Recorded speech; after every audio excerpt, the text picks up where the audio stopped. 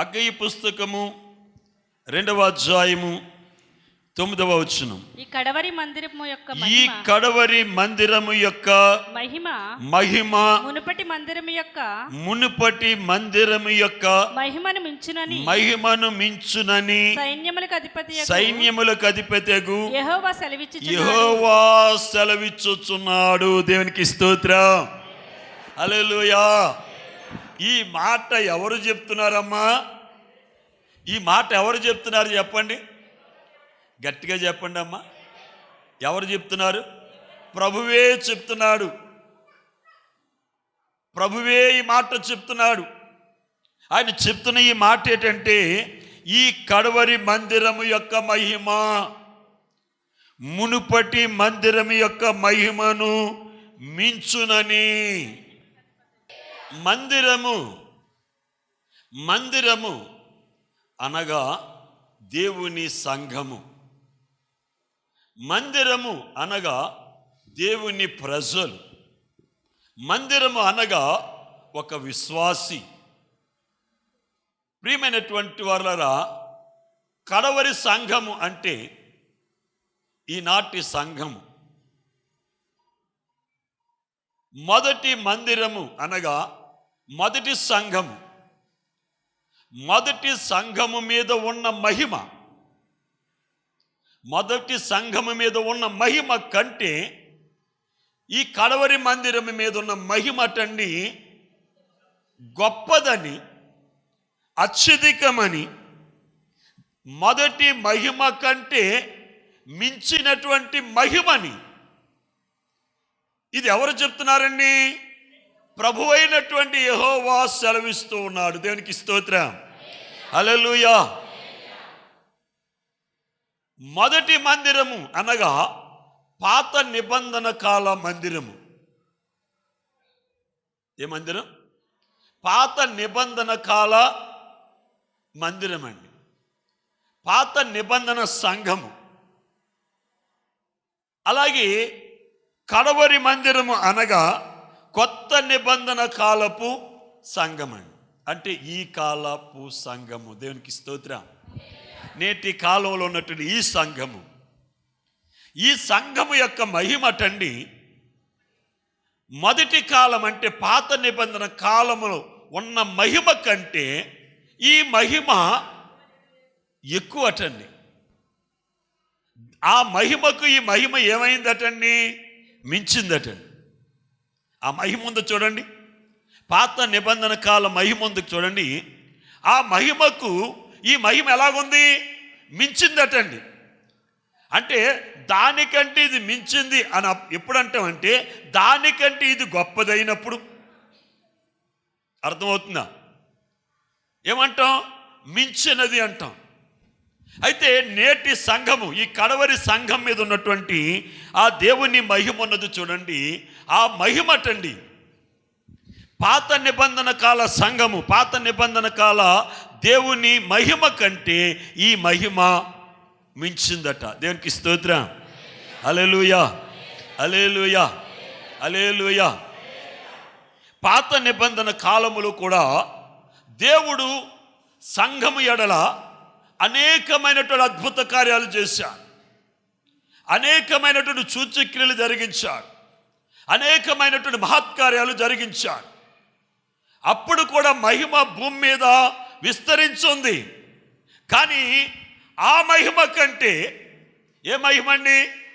పాత నిబంధన సంఘం మీద ఉన్నటువంటి దేవుని మహిమ కంటే ఈ కొత్త నిబంధన కాలములో ఉన్న సంఘం మీద ఉన్న దేవుని మహిమటండి చాలా గొప్పదట. ఆ కాలములు అనగా పాత నిబంధన కాలములో ఉన్న మహిమ, ఈ కొత్త నిబంధన కాలంలో ఉన్నటువంటి మహిమను గూర్చి మనము ఆలోచన చేద్దాం. ఎప్పుడైనా ఆలోచన చేశారా? దేవునికి స్తోత్రం. ఆదిమ సంఘానికి నేటి సంఘానికి, పాత నిబంధన కాలం యొక్క భక్తులకు కొత్త నిబంధన కాలం యొక్క భక్తులకు ఉన్న వ్యత్యాసం ఏంటి? ప్రియమైనటువంటి వారరా, ఆ దినాల్లో కూడా దేవుడు ఆ ప్రజల్లో గొప్ప సూచక్రియలు జరిగించాడు. దేవుని ప్రజలైనటువంటి ఇశ్రాయేలీలు వాగ్దత్త దేశం బయలుదేరారు. వారు ఐగుప్తు దేశము నుండి దేవుడు వారి పితరులైనటువంటి అబ్రహాము, ఇస్సాకు, యాకోబులకు వాగ్దానం చేస్తున్నటువంటి కానాను అనేటువంటి పాలు తేనెలు ప్రవహించి దేశమునకు వారు బయలుదేరారు. ఐగుప్తు దేశము నుండి వారు బయలుదేరి వస్తూ ఉండగా వారికి అడ్డుగా ఎర్ర సముద్రం నిలిచిందండి. ఏం నిలబడది? ఎర్ర సముద్రము వారికి మధ్యగా నిలబడి ఎర్ర సముద్రం వారిని చూసి అంటుందటండి, మీరు ఎలాగెళ్తారు?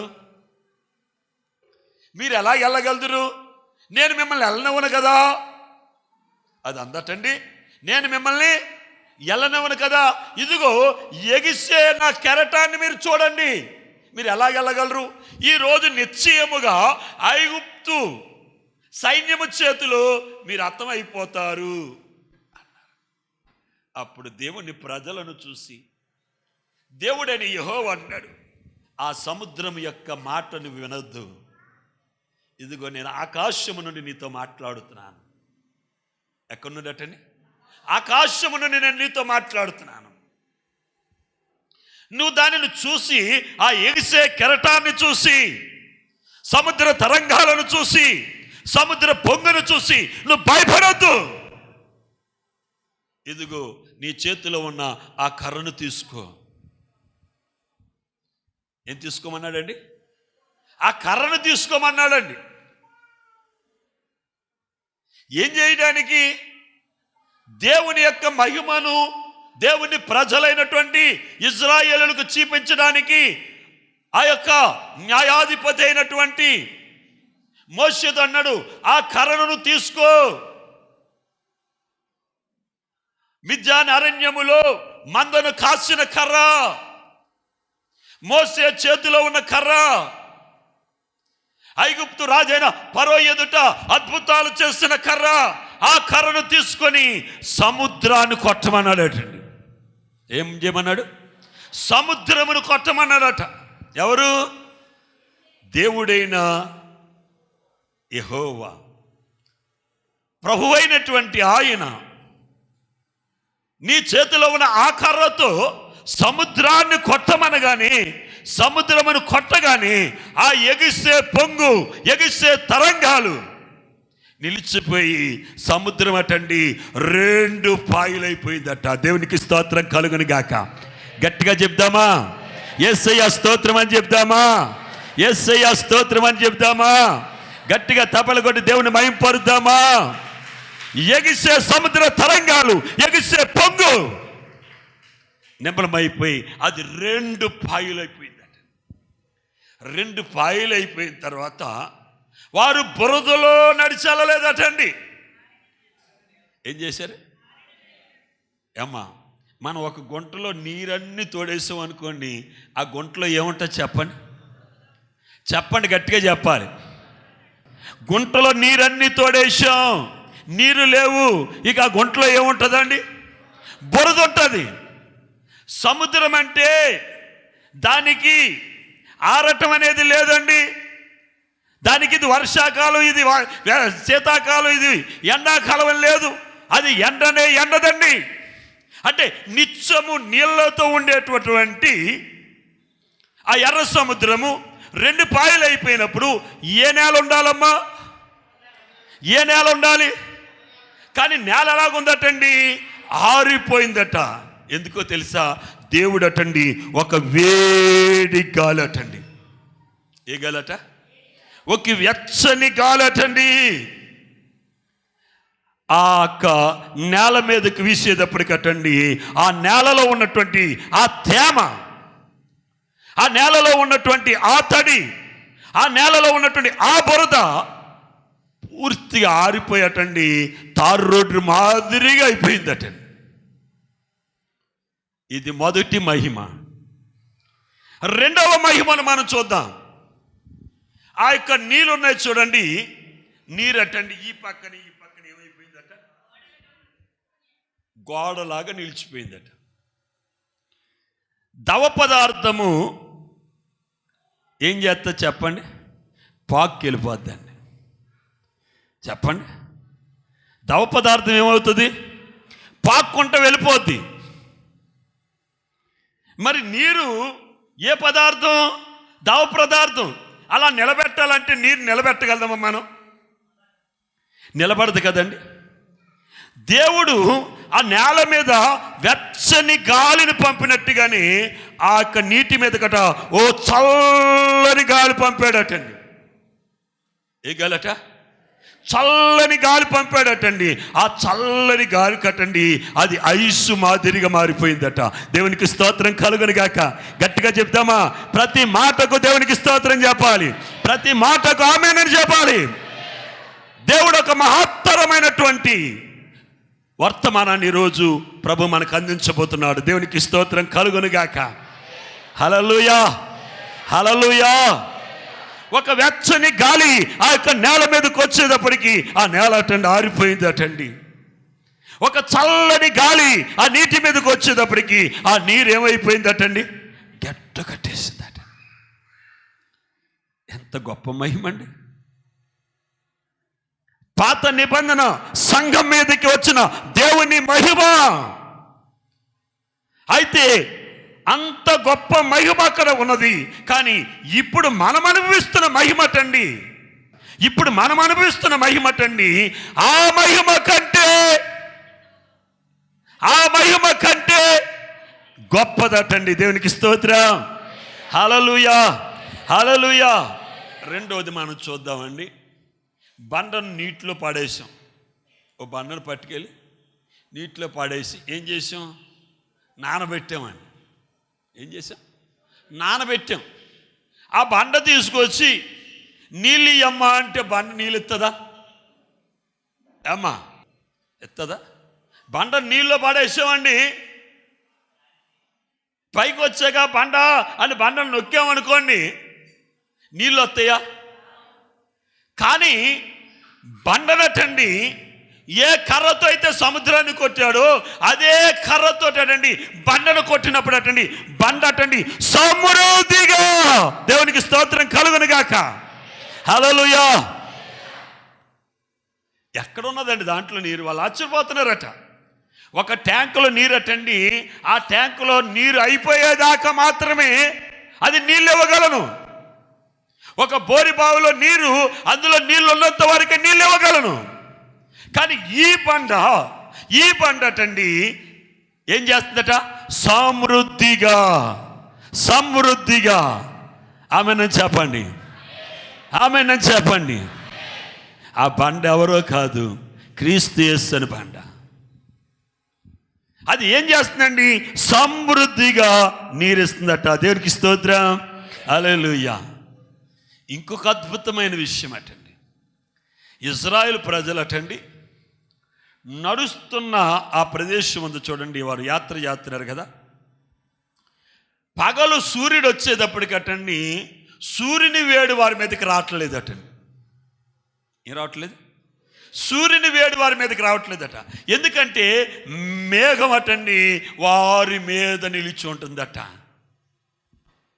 మేఘం ఏమవుతుందండి? వారి మీద నిలిచి ఉంటుందట. రెండవది రాత్రి కాలం అటండి చంద్రుడు వస్తున్నాడు, చీకటి వారి మీదకి రావట్లేదటండి.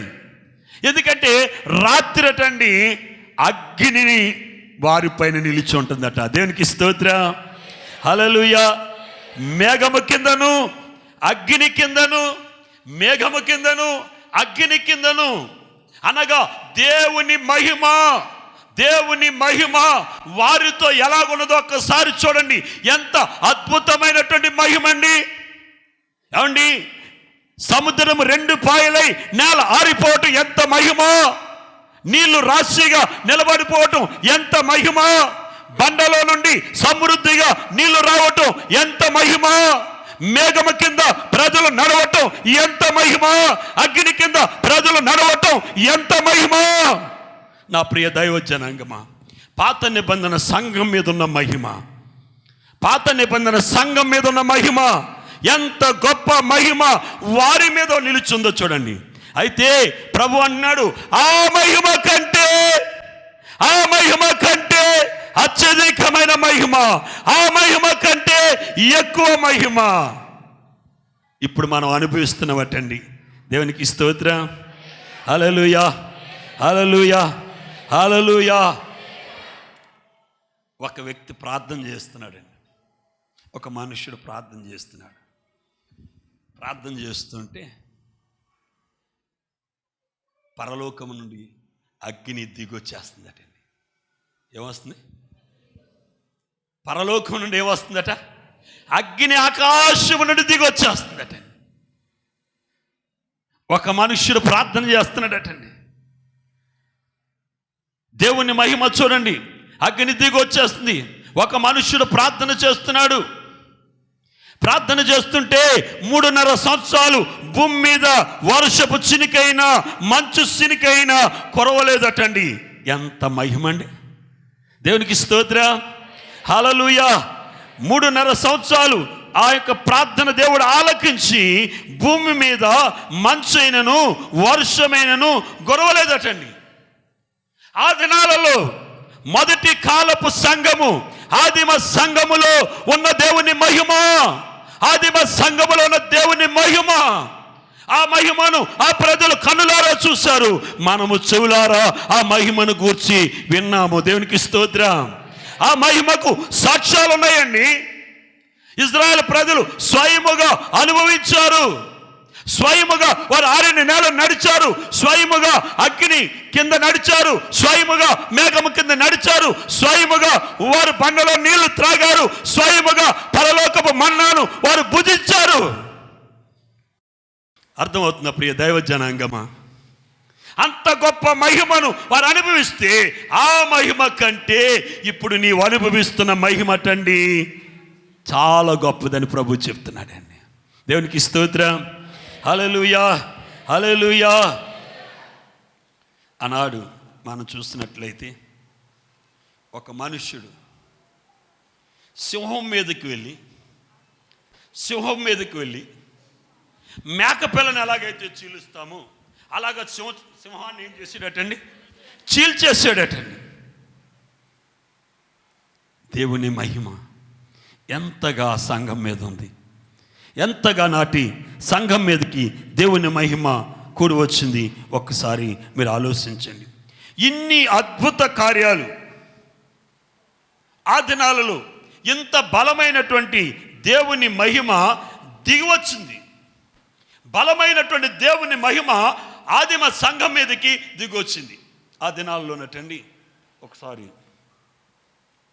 సొలొమోను మహారాజు మందిరాన్ని కట్టాడండి.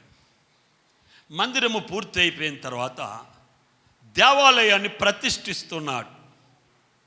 ఏం ప్రతిష్ఠిస్తున్నాడు? దేవాలయాన్ని ప్రతిష్ఠిస్తూ ఉన్నాడు. 120 మంది భక్తులు బూరలు చేతబట్టుకున్నట్టండి. ఏం చేస్తున్నారు?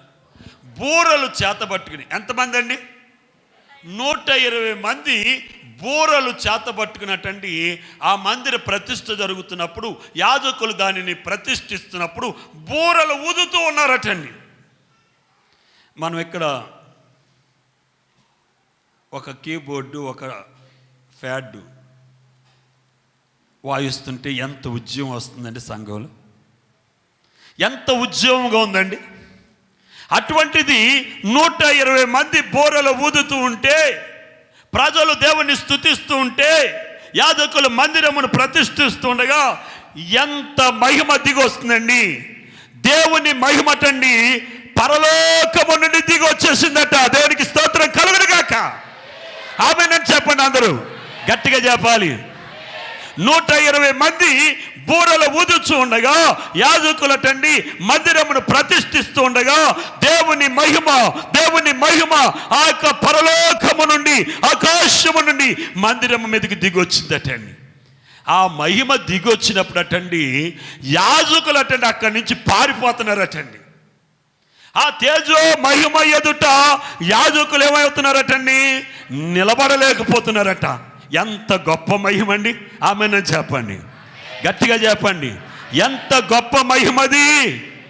యాజకులు సైతము నిత్యము దేవుని ఆరాధించేటోడండి. దేవుని యొక్క యాజకులు సైతము, దేవునితో మాట్లాడే వ్యక్తుల సైతము. యాజకుడు అనగా దేవునితో ఏం చేస్తాడండి? సంభాషించే వ్యక్తి. దేవునితో మాట్లాడే వ్యక్తి, దేవుని ఆరాధించే వ్యక్తి, దేవుని పూజించే వ్యక్తి. ఈరోజు పిల్లల కోసం, యవనస్తుల కోసం, ముసలోళ్ళ కోసం, అందరి కోసం దేవుడు మాట్లాడుతున్నాడు. మనం ఆ మహిమను అనుభవించాలి. ఆ మహిమలో మనము మార్పు చెందాలి. ఇక్కడ ఆనాటి మహిమ ఎలాగుందో తెలుసా?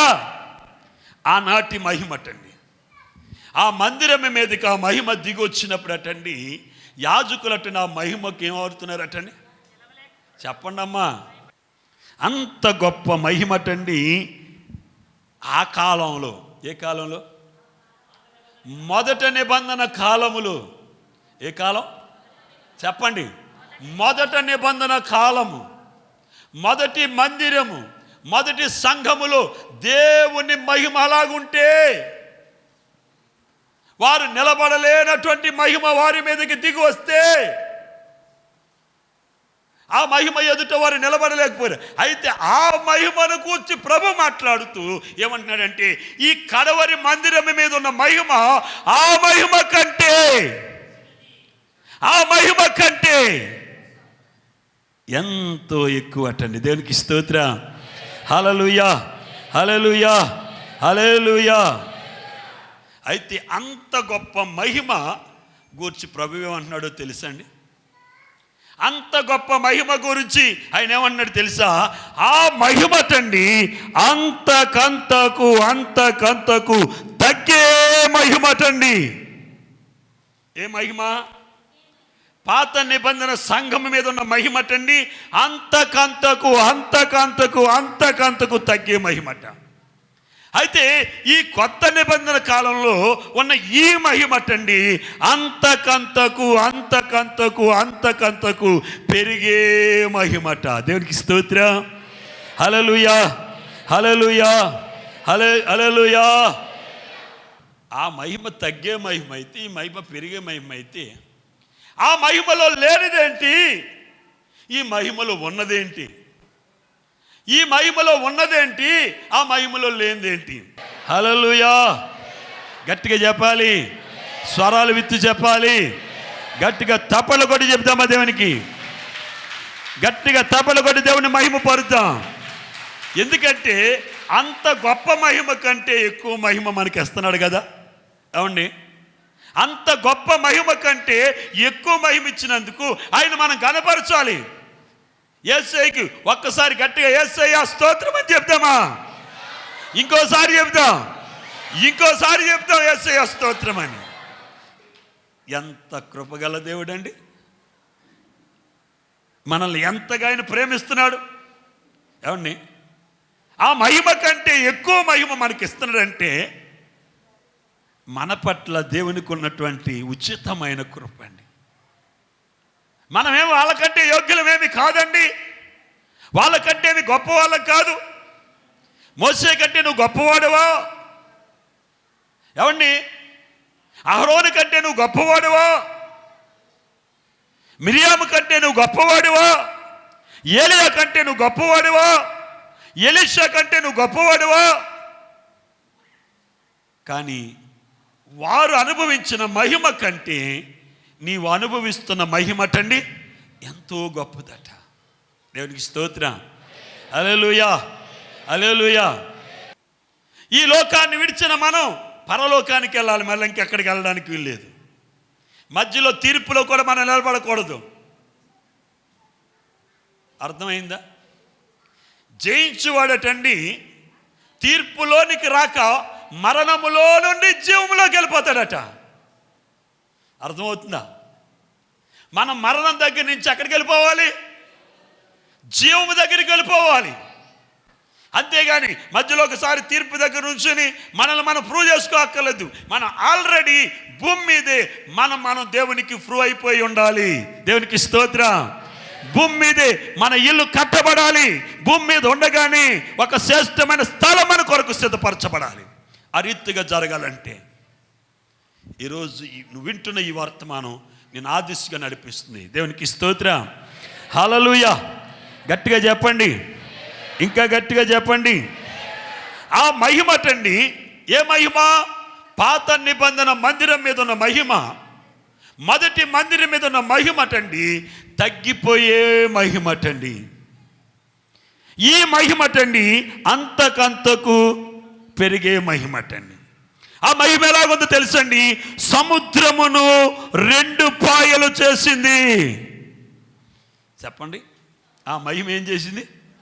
సముద్రాన్ని 2 పాయలు చేసింది అండి. ఏ మహిమ? పాత నిబంధన కాలం యొక్క మహిమటండి. మరి ఈ కొత్త నిబంధన కాలం మహిమ ఏం చేసింది చెప్పండి మీరు? ఆ మహిమ సముద్రాన్ని 2 పాయలు చేస్తే ఈ మహిమ మూయబడిన ద్వారాలను తెరిచింది. దేవునికి స్తోత్రం కలుగునుగాక. ఈ మహిమ మూయబడిన ద్వారాలు, పరలోక ద్వారాలు, ఈ మహిమ ఏం చేసింది తెలుసండి? తెరిచింది. దేవునికి స్తోత్రం. హల్లెలూయా, హల్లెలూయా. వారు బండల్లో నుండి నీళ్లు త్రాగారు. ఎందులో నీళ్లు త్రాగారండి? బండల్లో నీళ్లు త్రాగారు. ఆ మహిమ వారికి బండల్లో నుండి నీళ్ళు ఇచ్చింది. ఈ మహిమ క్రీస్తు అను బండలో నుండి మనకి జీవజలములను ఇచ్చింది. దేవునికి స్తోత్రం కలుగునుగాక.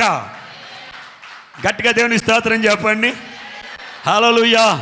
హృదయంలో సంతోషం ఉన్నారు, గట్టిగా తప్పలు కొట్టండి. క్రీస్తు బండల్లో నుండి నీకేమిచ్చిందండి? జీవజలాలు, జీవజలాలు. ఈ మహిమ, ఆ మహిమ ఏం చేసింది? బండలో నుండి వారికి అటండి ఏమిచ్చిందటండి? నీళ్ళు ఇచ్చిందటండి. ఆ మహిమ అటండి వారికి దేవదూతల ఆహారాన్ని ఇచ్చిందండి.